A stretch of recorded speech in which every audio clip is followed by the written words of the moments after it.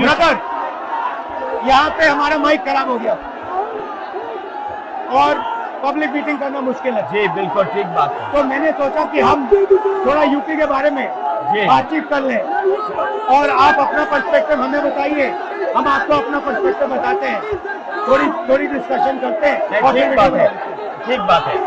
मैं समझता हूँ कि जब माइक खराब हो गया, हम दोनों बात करेंगे, वो रिकॉर्ड होकर के जाएगी तो लोग बेहतर और अच्छा समझेंगे और अच्छा रिजल्ट आएगा। और क्योंकि सोशल मीडिया से वेल कनेक्टेड है तो सब लोगों को जानकारी मिल जाएगी कि हम और आप क्या बोल रहे हैं। यूपी जो 80 सीटें दे रहा है, इसमें 79 सीटें समाजवादी पार्टी, कांग्रेस, इंडिया गठबंधन जीत रहा है। एक जो क्यूटो है उसमें हम और आप लड़ाई में हैं। और इस बार क्यूटो नाम कैसे, जापान वाला ही है ये क्यूटो, क्योंकि जो प्रधान सांसद हैं उन्हें सपना दिखाया था काशी के लोगों को कि दुनिया की सबसे बेहतर सिटी बनेगी क्यूटो। तो क्यूटो बनी नहीं बनी, काशी के लोग ये तय करेंगे और फिर वोट डालेंगे।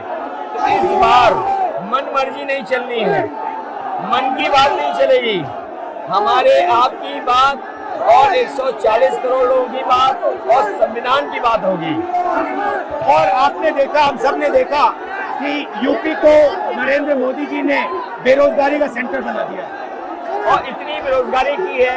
ये जितने बच्चे दिखाई दे रहे हैं, ये दिखाओ, वो लोग हैं दिखाओ जो अग्निवीर या पेपर लीक, जिसकी वजह से इन्हें नौकरी नहीं मिली है और ये सब रोजगार नौकरी चाहते हैं। बीजेपी ने जो झूठे सपने दिखाए थे इन्वेस्टमेंट मीट के, जो झूठा सपना दिखाया था डिफेंस एक्सपो का, जो सपने बेचे थे G20 में, लेकिन इन नौजवानों को न नौकरी मिली न रोजगार मिला, आज ये खाली हाथ हैं।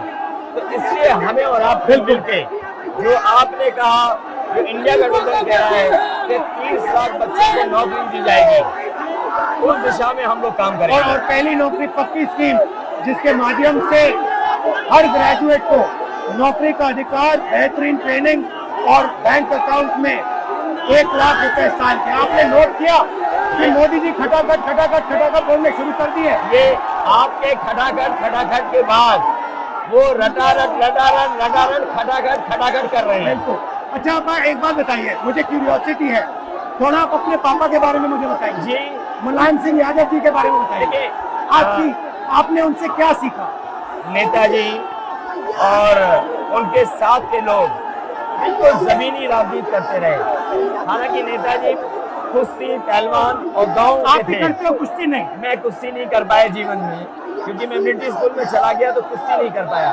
लेकिन नेताजी इसीलिए धरती पुत्र बोले गए कि वो जमीन की बात को समझते थे। धरती पर जो लोग हैं उनकी क्या भावना है, उसको लेकर के वो आगे बढ़ाना चाहते थे। और आपका इस क्षेत्र से और इस शहर से आज का लगाव नहीं है, न जाने कितने सालों पुराना लगाव है। जो इमोशनल कनेक्ट आपका इस शहर और शहर से है, वो शायद और किसी राजनीतिक परिवार का नहीं होगा। तो नेताजी से उनका हार्डवर्क और अपने लक्ष्य के लिए लगातार काम करते रहना, जो गैर बराबरी की लड़ाई डॉक्टर राम मनोहर लोहिया यहीं लड़े थे। हालांकि हमारी आपकी विचारधारा की यहाँ टकराव रहा, लेकिन हमारे व्यक्तिगत या जो सिद्धांत में कभी समझौता नहीं हुआ। सिद्धांत को लेकर के हमने आपके साथ खड़े हुए और कई बार खड़े हुए, और आपकी भी पार्टी सिद्धांत से बहुत करीब रही समाजवादियों के। बट मुझे लगता है कि अब एक नई तरीके की पार्टनरशिप बन रही है, क्योंकि जो इस बार हमारा कोऑपरेशन है, शायद पहले ऐसा कोऑपरेशन नहीं हुआ। मतलब बिल्कुल सब जुड़ गए। सबसे अच्छा ये है कि जितना उन्होंने कहा 2 लड़कों की जोड़ी, उतना युवा आपसे, हमसे, इंडिया गठबंधन से और जुड़ गया। तो ये नेचुरल अलायंस है, और नेचुरल अलायंस इसलिए लोग महसूस कर रहे हैं कि वो चाहते हैं कि नौकरी और रोजगार मिले, नौकरी और रोजगार मिले। तो ये बड़ी भावना है कि हमसे, आपसे ये यूथ कनेक्ट कर रहा है। सबसे बड़ी बात, महंगाई की चोट सबसे ज्यादा इन लड़कों को लगती है। हमारी थिंकिंग है और आपकी भी है कि ये जो 22-25 लोगों को नरेंद्र मोदी जी ने पूरा का पूरा धन पकड़ा है, उसको ठीक करने के लिए जो हमारे युवा हैं, माताएं बहनें हैं, उनको डायरेक्ट बैंक अकाउंट में पैसा देना। देखिए, ये जो लोगों के पास पैसा पहुंचने से जो अर्थव्यवस्था को लाभ मिलेगा, मैं समझता हूँ इनका भाग्य भी बनेगा और देश की अर्थव्यवस्था ही बेहतर होगी। ये जरूरी स्कीम है कि इनके अकाउंट में पैसा पहुंचे, इससे थोड़ा बहुत जीवन स्तर इनका भी अच्छा हो। नरेंद्र मोदी जी डिबेट से क्यों डरते हैं? क्योंकि वो सच का सामना नहीं करना चाहते। पूरा उनका झूठ का गुब्बारा है।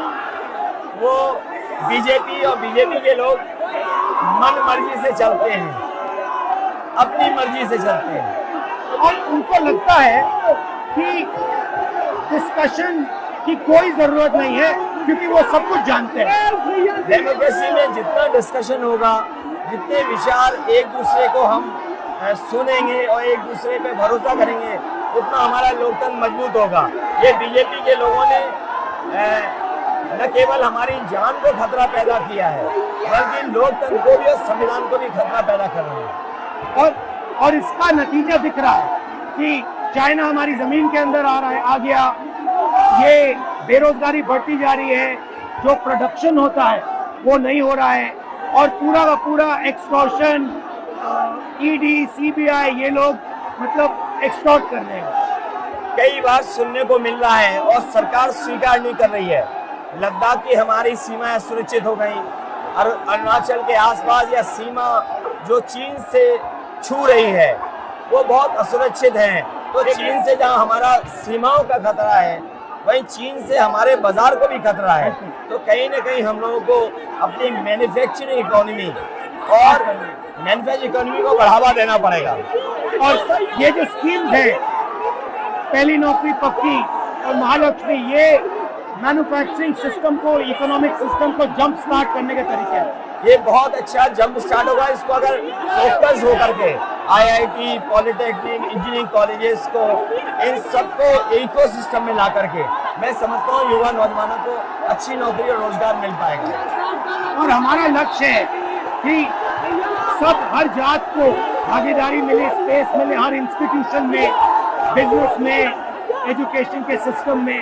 तो वो हमारा, हम दोनों का लक्ष्य है। बिल्कुल। और क्योंकि जो बात सभी दल कहते थे, आज इंडिया गठबंधन कांग्रेस भी कह रही है कि सामाजिक न्याय जरूरी है, जाति गणना जरूरी है। देश के लिए ये बड़ी चीज है। जो दुनिया में अमेरिका है, यूरोप है, अपने उन लोगों के लिए जो पीछे छूट जाते हैं, उनके लिए कुछ काम करते हैं। तो हमारा जो देश जाति के आधार पर पिछड़ा है, तो इसको आगे बढ़ाने के लिए ये बड़ी भूमिका होगी इस बार। बहुत अच्छा लगा, अच्छी बहुत अच्छी मीटिंग है। मुझे लगता है कि ये यूनिक मीटिंग है क्या?